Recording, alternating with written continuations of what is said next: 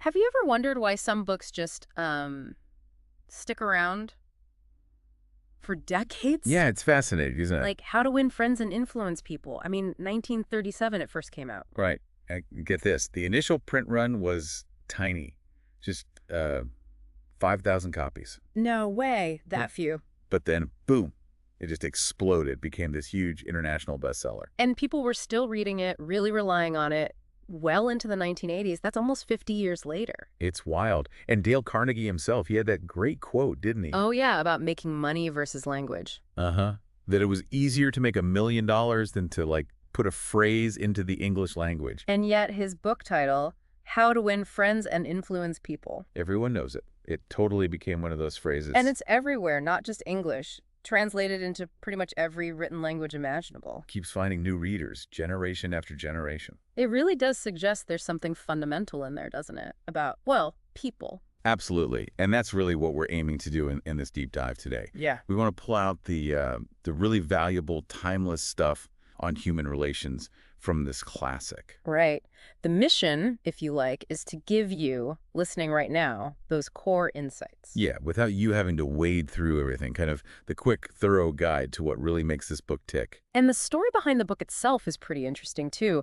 The groundwork Carnegie laid. Oh, definitely. It wasn't just him sitting down and writing, was it? Not at all. It actually grew out of some serious research. There was this big survey, cost $25,000 back then, which is a lot of money. Wow. Who did that? Is University of Chicago and the United YMCA schools. Took them 2 years. And what were they looking into? They basically asked adults, what do you really want to study? What do you want to learn about? Okay, makes sense. And the answer? Well, number one was health. No big surprise there, maybe. Well, But number two, right behind health, was this massive interest in, well, people. You know, understanding them, getting along with them. how to make people like you, how to influence their thinking. Exactly that. And the surprising thing, back then, there really wasn't a practical textbook on the subject. Nothing hands-on. So a real gap in the market, so to speak. People felt the need, but didn't have the how-to. Precisely. People knew these skills mattered for life, for work, but finding a way to learn them systematically, not easy. So Carnegie saw this gap. He did, and he went about filling it in a really practical way. He started interviewing people, lots of people. Successful people, right? Yeah, really successful people from all sorts of fields. Inventors like Marconi and Edison. Wow, the big inventors. Political leaders too, Franklin D. Roosevelt, James Farley. Business leaders, Owen D. Young was one. So across the board then, not just one type of success. Exactly. Even movie stars. Mm-hmm. Clark Gable, Mary Pickford. Huh. What was he trying to get from them? He was hunting for their techniques, the actual methods they used in dealing with people in their human relations. So less theory, more practical application. What actually worked for these folks? You got it. Almost like investigative journalism for social skills, looking at what produced results on the ground. And this interview process, this research, it led to the book eventually, but it wasn't immediate. No, it evolved. It actually started really small. Can you believe it began as just a short talk he gave? Just a talk, not even a lecture. Initially, yeah.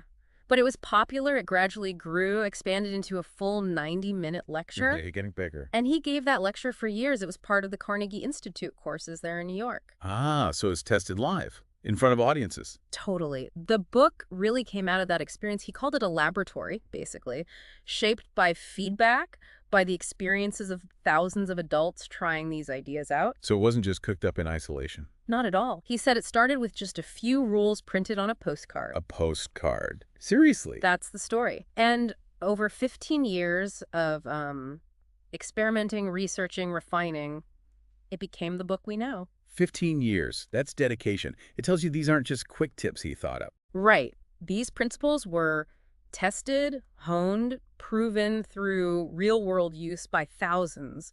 We're not just talking abstract ideas here. No, we're talking strategies with demonstrable results. And the book itself highlights that, doesn't it? It's Yeah. packed with examples. Absolutely. Like that story of the businessman, the one with, what, 314 employees? Yeah, he applied these principles and apparently saw a big jump in profits. And not just profits, right? Yeah. More leisure time, more happiness in the workplace. That's what it says. Real, tangible changes just from shifting how he interacted with people. Those kinds of results really hit home. It shows it's not just about, being superficially nice. It's deeper than that. It's about understanding the mechanics of human interaction, you could say.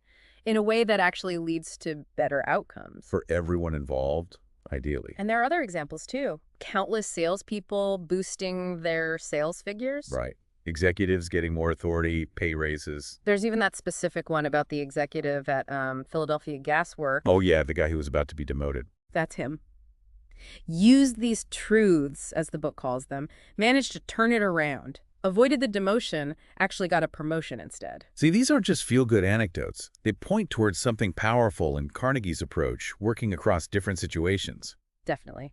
And it all seems to circle back to this core theme Carnegie really hammers home, this idea about our hidden potential. Right, he borrows that idea from Professor William James about our... What was the phrase? Dormant and unused assets. That's it. These powers we have for dealing with people that, as James apparently said, most of us habitually fail to use. Okay, dormant and unused assets. That sounds intriguing. What exactly is he getting at there? Is it And like hidden talents? sort of, but maybe less talent and more capacity. Carnegie's basically saying we all have a much greater ability to connect with people, to understand them, to, well, influence them than we typically tap into. So it's already there, we just don't use it. That's the idea. These assets, they aren't necessarily brand new skills you have to learn from page one. Often they're things like empathy. Okay. Active listening.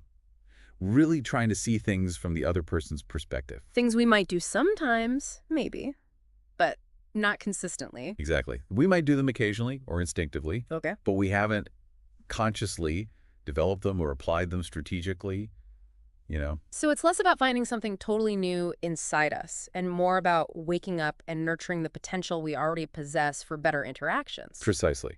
Recognizing it, developing it, and putting it to work. Makes sense. And Carnegie is super clear about this. He says the sole purpose of the book, and by extension, our purpose in this deep dive, is to help you, the listener, discover these untapped resources. Discover them, develop them. And profit from them. Not just financially, of course, but in terms of better relationships, more success in achieving your goals, personal satisfaction, all that. So it's about learning to engage differently, more effectively. Yes, in a way that creates ideally mutual benefit. It's about making those connections work better for everyone. Okay, so just to kind of pull that together for a moment, we've got this book, How to Win Friends and Influence People. Enduringly popular. Still relevant. Built on some solid research into what people wanted to learn and also on real-world interviews and years of practical testing. Right. Not just theory. A very practical foundation. And its main goal is giving you practical, timeless ways to navigate relationships better. By unlocking these dormant assets we all apparently have. This potential for connection and influence that we often just don't use. Exactly. It really highlights how crucial understanding people is, doesn't it? It does. The fact that these ideas from the 30s still resonate so strongly says a lot. The fundamentals haven't really changed. Just names out. Human nature is pretty constant, I guess. So as we wrap up this first look at where the book came from and what it's trying to do, maybe a thought to leave you with. Yeah, let's do that. Building on that idea of dormant assets. Okay. Just think about one area in your own life. Could be work, could be family, maybe just everyday interactions with strangers. Right. Where could applying just one of these core Carnegie ideas, like, say, making a real effort to be genuinely interested in someone else, Or remembering their name. That's a classic Carnegie point. or really trying to see their point of view, even if you disagree, where could focusing on just one of those things make a real positive difference for you? That's a good challenge. What's one tiny deliberate action you could maybe take today or tomorrow to start tapping into those dormant and unused assets and how you deal with people?